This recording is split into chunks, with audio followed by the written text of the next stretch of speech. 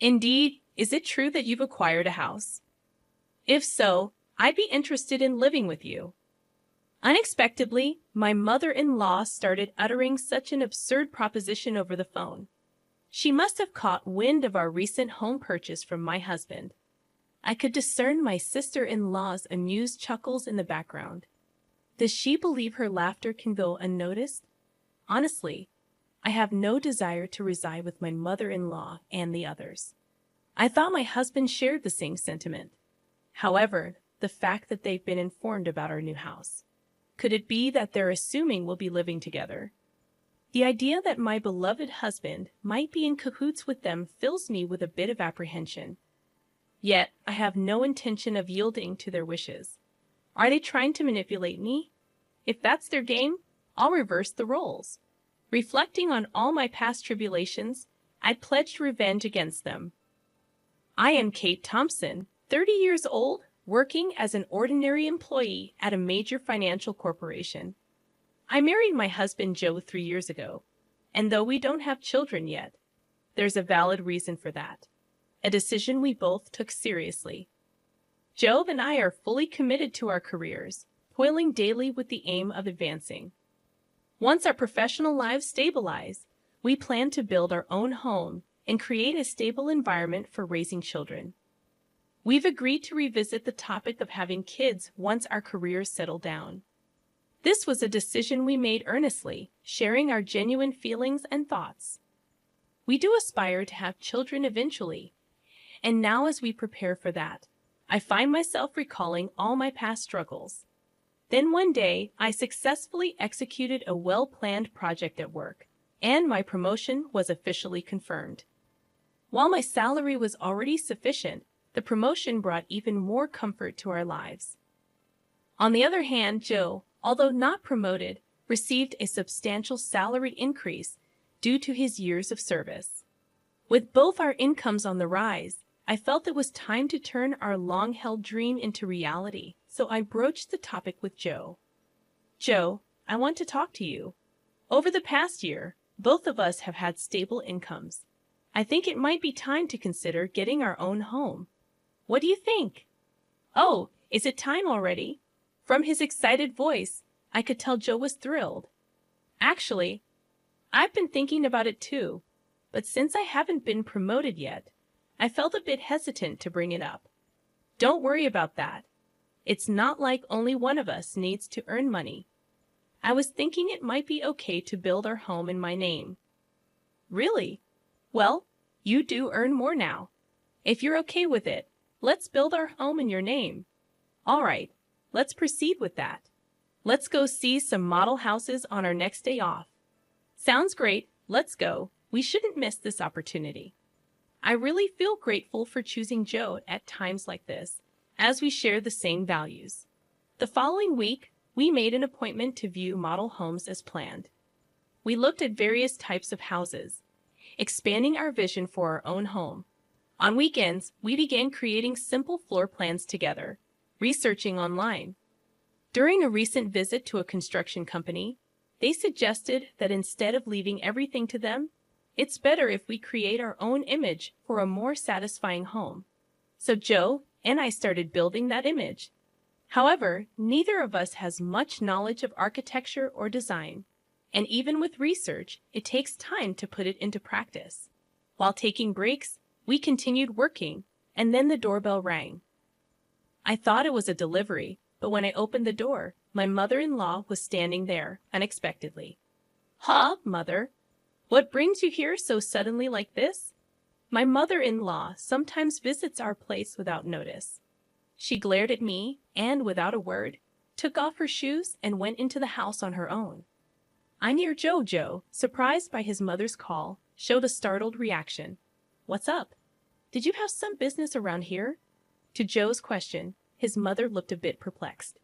"Yes, I told Kate about it over the phone a little while ago, but it seems Joe didn't know." "I see. Maybe Kate forgot to tell me. Seems like it, Joe, even though he's still young, has a terrible memory." "That's not true, Mom. It's not forgetfulness.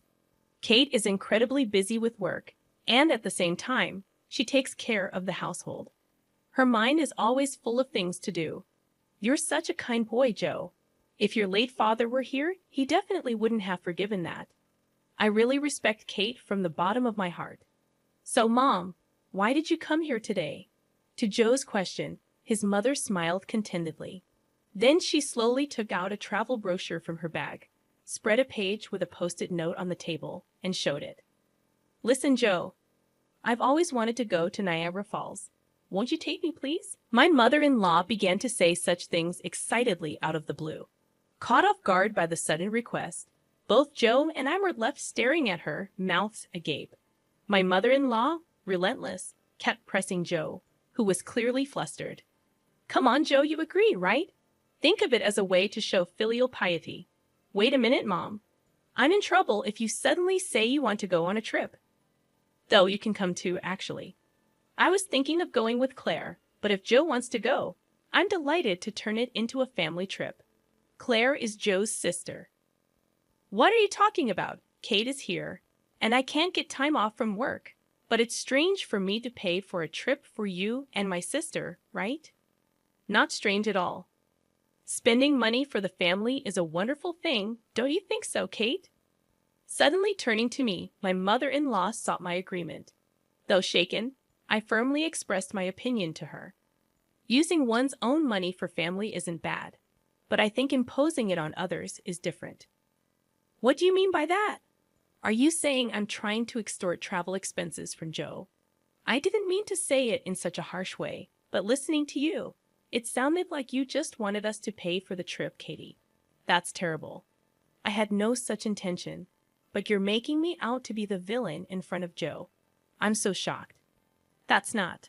I didn't mean to call you a villain. I just answered honestly to what was asked. Okay, no need for excuses, Kate. Why are you so heartless? You must not like me, do you? My mother-in-law, visibly upset, glared at me with icy cold eyes. It always turns out like this when she comes over. She always finds some reason to demand money and then squanders it with Claire, Joe's sister. Spending money for the family sounds nice, but what my mother-in-law does is practically extortion.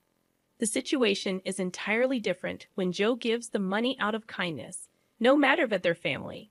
I never really liked Joe's mother and sister. According to Joe, his mother and sister became selfish after his father passed away.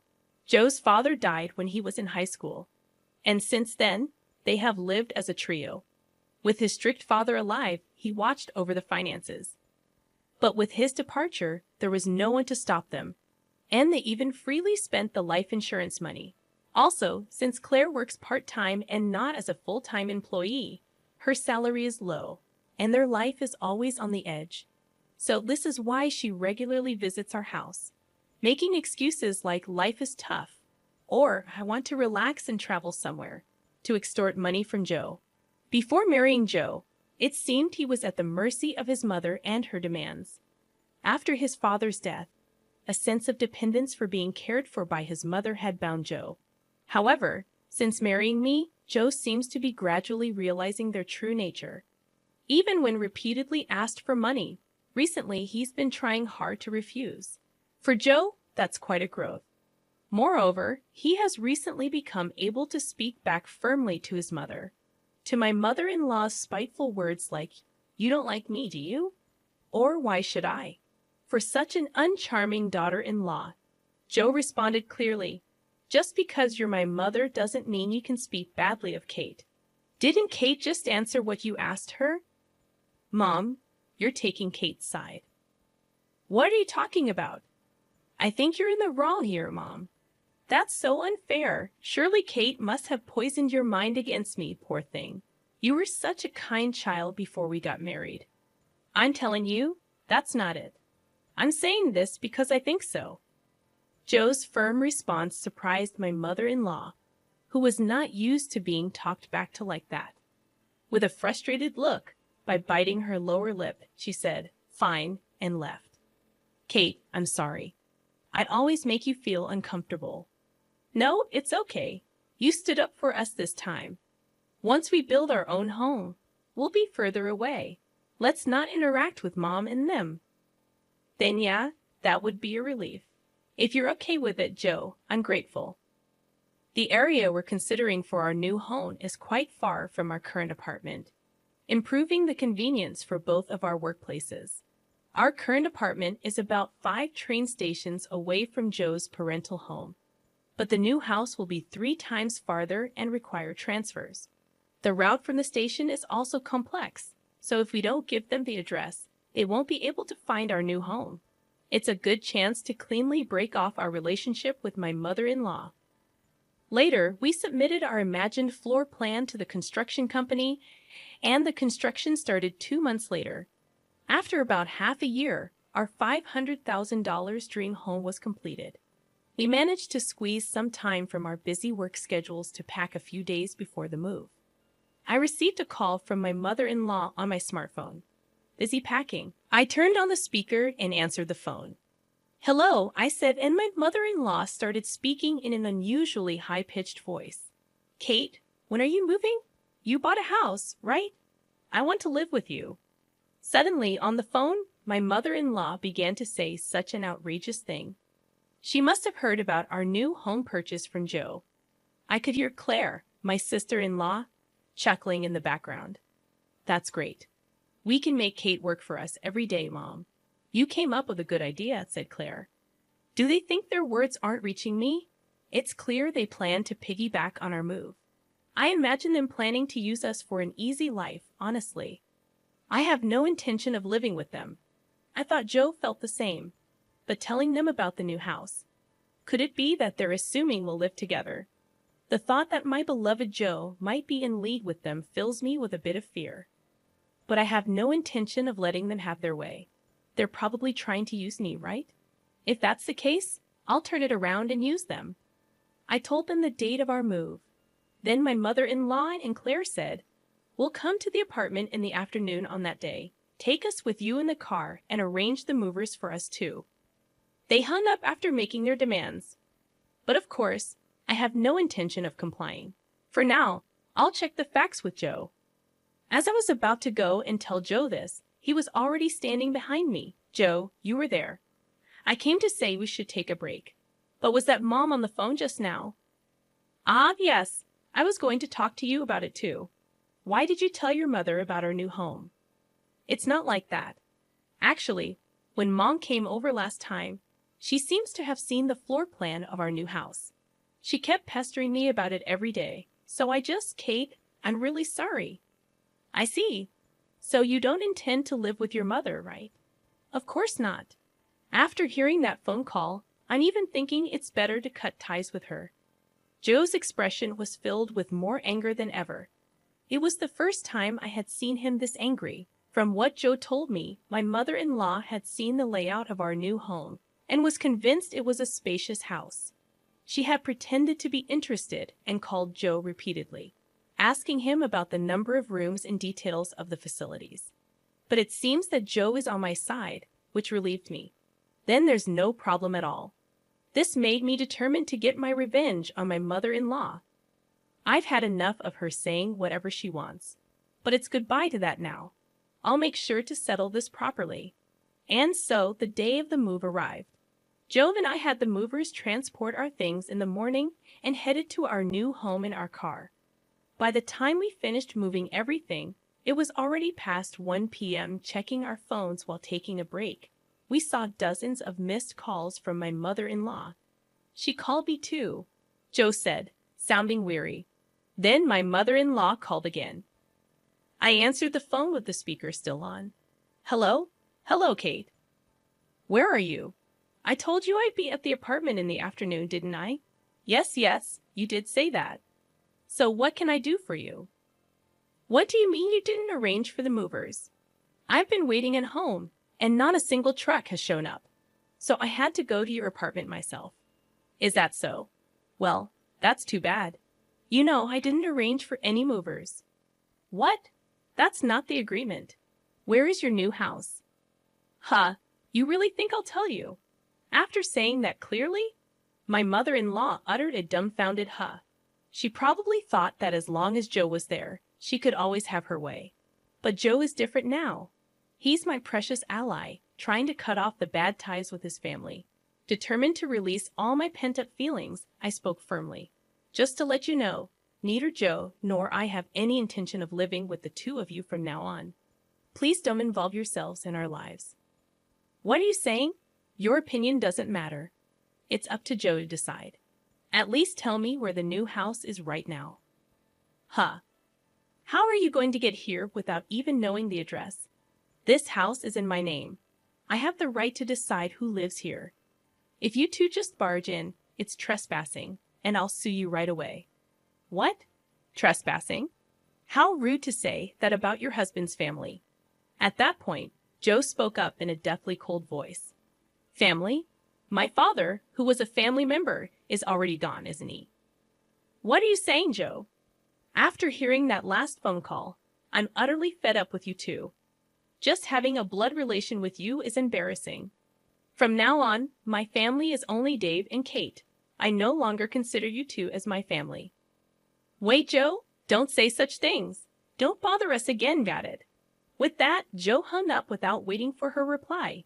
He swiftly set his phone to block her calls. Hey, Joe, are you really okay with this? Yeah, I finally realized that Mom was just using me to her advantage. I feel completely relieved now. Joe looked truly refreshed, sincerely believing what he said. That's how we, as a couple, managed to cut off the bad ties with my mother-in-law and sister. Afterwards, they had to change their lifestyle drastically, as Joe stopped supporting them completely. Without any contact with Joe, they lost their fallback option. Later on, my sister-in-law's part-time income wasn't enough, and my mother-in-law had to start working part-time as well. Being a housewife for so long, she wasn't used to the working environment and was clumsy, often being disliked at her workplace. Meanwhile, we live a peaceful life in our new home with no sudden visits from my mother-in-law anymore. We are truly stress-free. I'm endlessly grateful to Joe for believing in me and cutting ties with his toxic blood relatives. We might face various challenges in the future, but even then, I trust Joe, and we will support each other and walk through life together.